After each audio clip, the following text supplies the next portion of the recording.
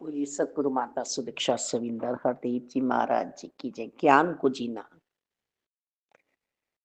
अज्ञानता सारे भ्रम भुले के। कुछ भी हो सकता है, छोटी छोटी बातें हो सकती हैं।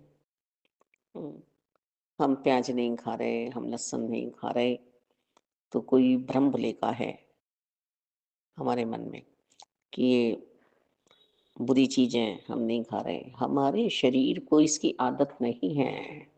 हम्म, सामने वाले से हम कहते हैं तो एक तो बुरी बात में इसे ले जाता है कि देखो हमारे घर का ये चीज नहीं खा रहे हैं। और हमें ये छोटा समझ रहे हैं या हमें बुरा समझ रहे हैं। और एक सामने खड़ा कहता है जो उसका सेवन कर रहा है कि नहीं नहीं, इनके बॉडी को ये सूट नहीं करता है, ये डिमांड नहीं है इनके शरीर की, बॉडी की। हम्म, बिल्कुल सही बात है। हम्म, दूध उबल गया।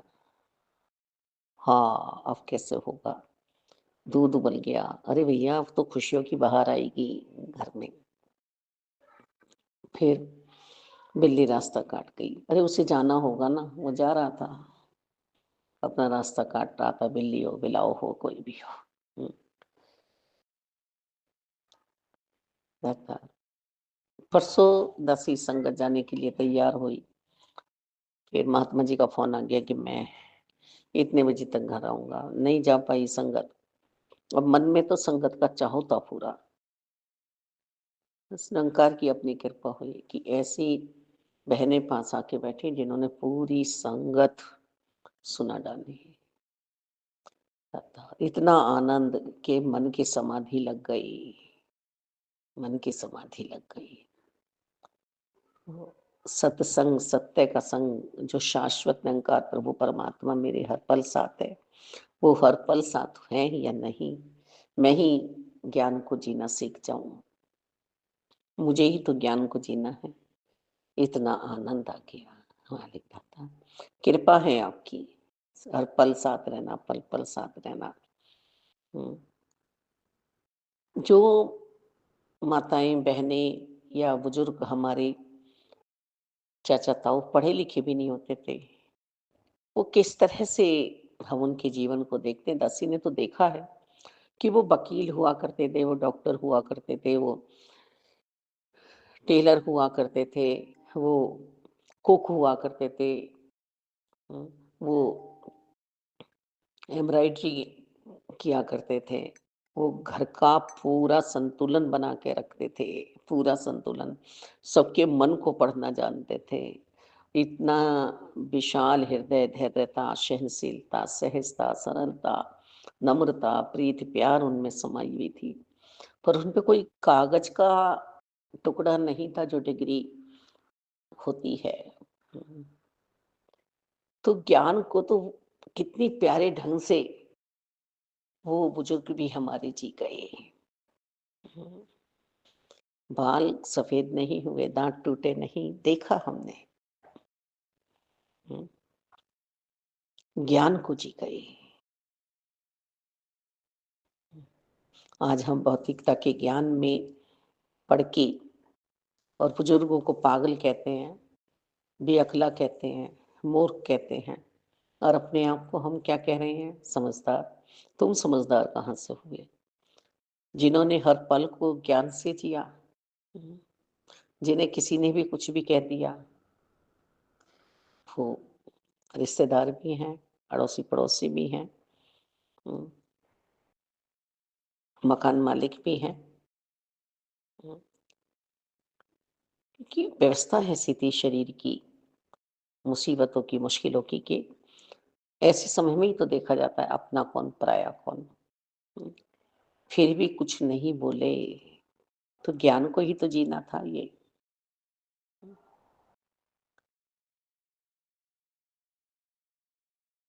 अपने रास्ते अलग कर लेने, ज्ञान को ही तो जीना है ये। कि जिस रास्ते से हमें जाने से किसी को मुश्किल हो, परेशानी हो, तो वो रास्ता ही बदल देना चाहिए। क्योंकि दूसरे को तो हम ज्ञान देकर भी ज्ञान दे नहीं पा रहे हैं। उसकी जो मन की अवस्था है, जो उसने सोचा है, समझा है, उसे ही जीवन में अज्ञानता के रूप में वह जिएँगे। तो अब हम कैसे करें? रास्ता बदल लो। ज्ञानी जन कभी भी मालिक किसी को दुःख देने की नहीं सोचते, भी उन्हें इसी बात से दुःख है कि हम इतना सह कैसे लेते हैं। तो कोई बात नहीं, वो कोई भी हो सकता है, किसी के साथ भी ये परिस्थिति हो सकती है। कहते हैं ना कि जो है जिसने परिवार नहीं सँभाला उसके विचारों को सुनेगा भी कौन, उसके भावों को भी सुनेगा कौन? हुँ, तो प्रहलाद जी के साथ भी दुष्ट आत्मा थी।